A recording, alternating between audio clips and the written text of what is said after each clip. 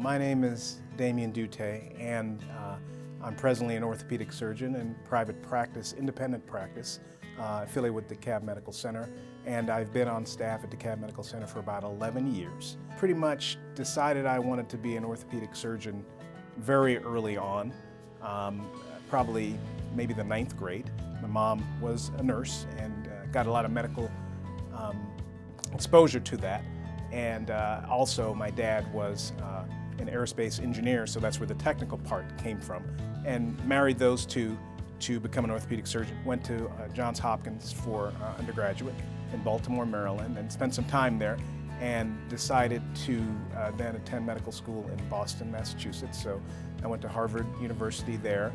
My practice consists of dealing a lot with neck and back pain. So neck pain, low back pain, anything from car accidents to falls to just changes of aging. I like to get the patients involved in the decision making to a large extent. So I'm there to give you the knowledge, I'm there to give you the experience, and I'm there to help you through whatever you want to do in the way that you want to do it, that you think it's the best. One of my older patients that I had seen had terrible hip arthritis and hip pain, just really worn out joint, and she needed a hip replacement. But she had some symptoms that were not typical of having hip disease. So I diagnosed a big cancer in her pelvis.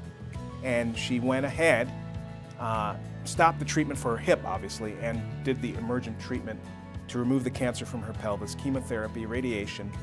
Came back to me 1 year later, a week and a half ago, and told me, "Dr. Doute, you saved my life."